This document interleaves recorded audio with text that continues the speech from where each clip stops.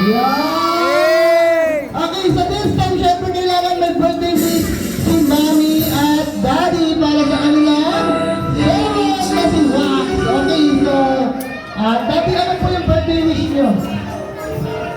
Ano, may tao sa Diyos number one. At hindi nagugol. Yun lang.